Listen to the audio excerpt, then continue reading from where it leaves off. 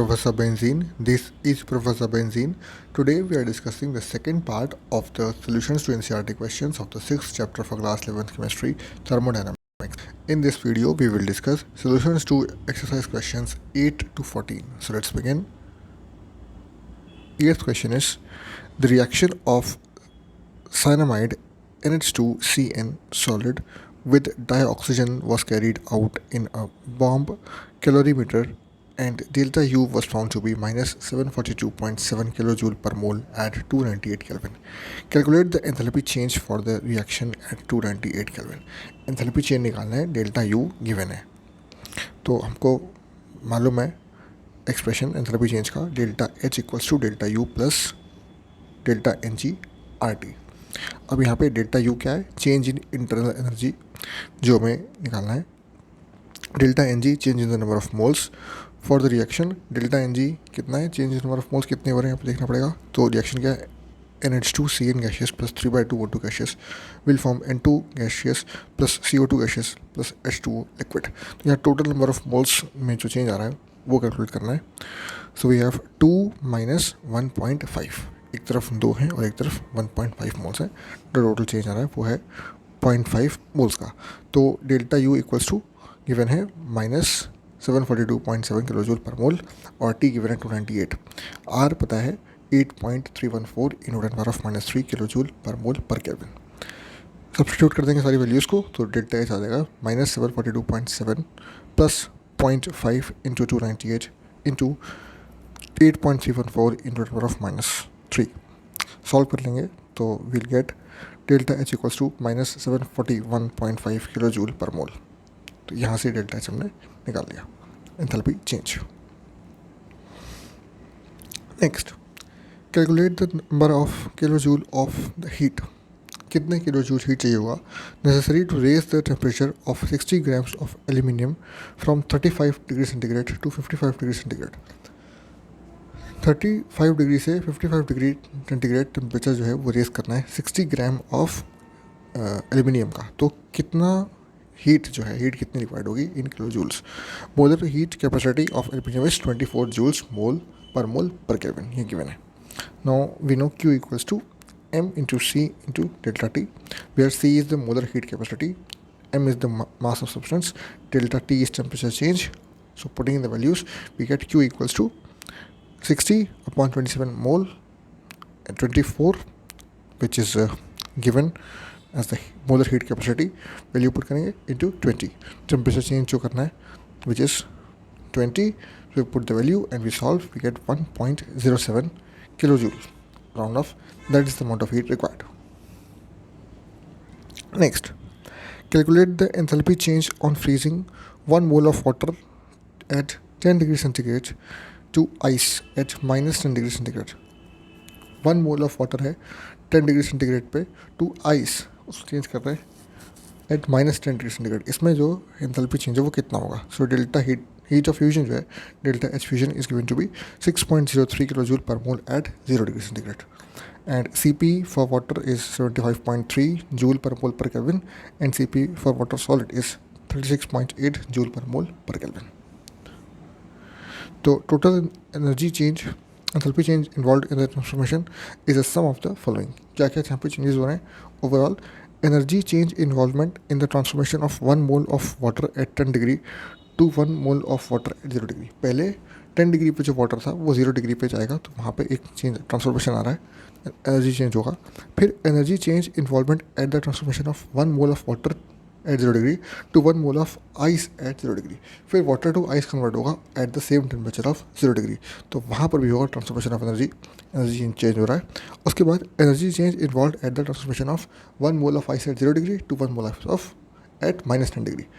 तो जो आइस का टेम्परेचर है वो 0 डिग्री है पहले, वहाँ से माइनस 10 पे जो चेंज आ रहा है, तो एनर्जी चेंज यहाँ पे 3 बार होगा. टोटल कैसे निकालेंगे. Cp for H2O liquid delta T plus delta H freezing plus Cp of water at solid into delta T. सारी वैल्यूज़ यहाँ पे पुट कर देंगे. 75.3 into into 0 minus 10 kelvin plus minus 6.03 into number of 3 जो कि values given है plus 36.8 joule per mole per kelvin into minus 10 minus 0 kelvin, delta T यहाँ पर डाल दिया, सॉल्व कर लेंगे, we get -7.151 kilo joule per mole. Hence the enthalpy change involved in transformation is -7.151 kilojoule per mole. Next, enthalpy of combustion of carbon to carbon dioxide is -393.5 kilojoule per mole. Calculate the heat released upon formation of 35.2 grams of CO2 from carbon and dioxygen gas. Carbon और dioxygen से 35.2 grams of CO2 बना, तो इसमें enthalpy change कितना होगा? तो reaction हमको पता है, C solid plus O2 gaseous will form CO2 gaseous, delta H given -393.5 kilo joule per mole. So 1 mole equals to 44 grams of carbon. So heat release कितना है? Heat release in the formation of 44 grams of carbon is 393.5 kilo joule per mole. तो heat release in the formation of 35.2 grams of carbon कितना होगा? तो 393.5 into 35.2 upon 44 which is 314.8 kilojoule. यहाँ से answer आ गया. Next, enthalpy of formation of CO2 gaseous, CO gaseous, CO2 gaseous, N2O gaseous and N2O4 gaseous are -110, -393, 81 kilojoule and 9.7 kilojoule per mole respectively. Find the value of delta HR for the reaction. N2O4 gaseous plus 3CO gaseous will form N2O gaseous plus 3CO2 gaseous. तो एक reaction दिया हुआ है और सबकी values given है, जो enthalpies हैं सबकी वो गिवन है. उनको यूज़ करके इस रिएक्शन का ओवरऑल जो वैल्यू है डेल्टा एच आर की वो हमें कैलकुलेट करना है. Heat of reaction, enthalpy of reaction निकालेंगे. कैसे निकालेंगे?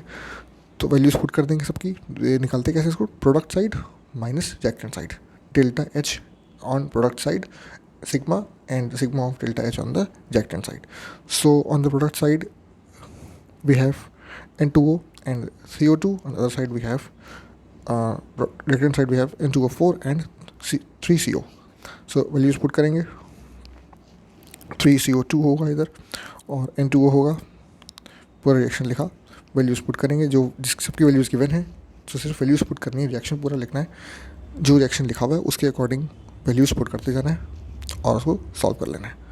तो 81 kilo joule plus 3 times of CO2 है. CO2 के लिए 393 गिवन है, 3 टाइम्स ऑफ -393 -9.7 और फिर 3 टाइम्स ऑफ 110 जो कि अगेन गिवन है फॉर CO. तो 3 CO था तो उसके लिए भी 3 टाइम्स ऑफ -110. इसको सॉल्व कर लेंगे, -777.7 किलो जूल पर मोल आ गया. Hence the value of delta heat of enthalpy of reaction overall for the reaction change is 777.7 kilo joule per mole. Next, given N2 gaseous plus 3H2 gaseous will give 2 ammonia gaseous and delta H naught for reaction is -92.4 kilojoule per mole.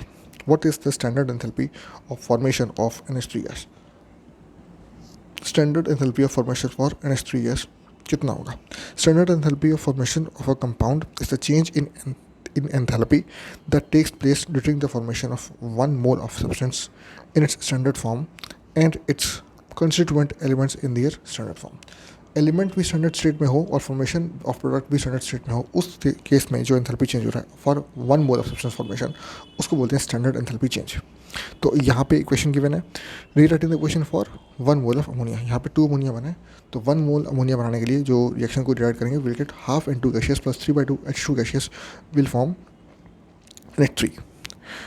तो इधर से calculate कर लेंगे half times इसकी जो normal reaction है उसके लिए -92.4 है और 1 मोल अमोनिया बनाने के लिए रिएक्शन को हाफ कर देंगे, divide by 2. So we get 46.2 kilo joule per mole negative में. इसमें एंथैल्पी चेंज हुआ formation of 1 mole of ammonia.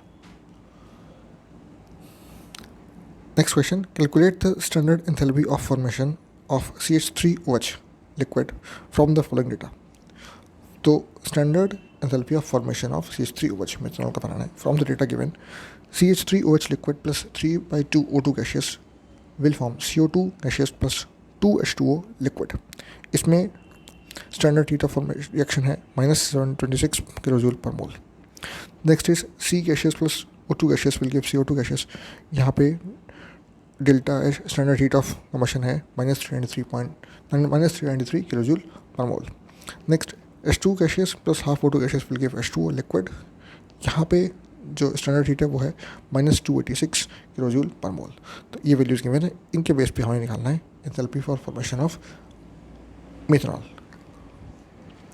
तो reaction that takes place, methanol बनता कैसे है, रिएक्शन निकलने वाले C solid plus 2H2O gaseous plus half O2 gaseous will give CH3OH liquid.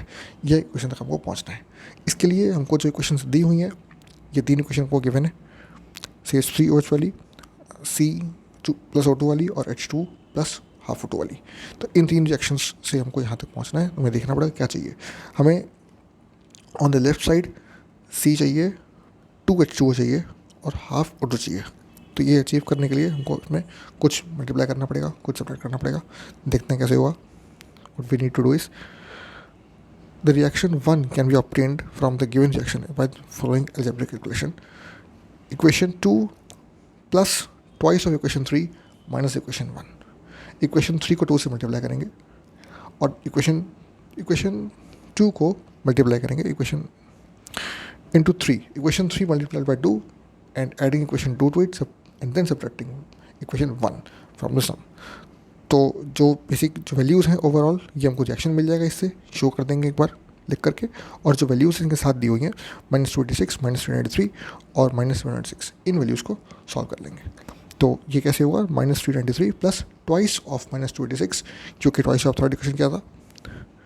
उसके बाद लास्ट में माइनस कर देंगे, इन दोनों को ऐड करेंगे और माइनस करेंगे -726 किलो जूल पर मोल से। साइंस सबके नेगेटिव हैं वो साथ लेके चलेंगे, ब्रैकेट पे रखेंगे।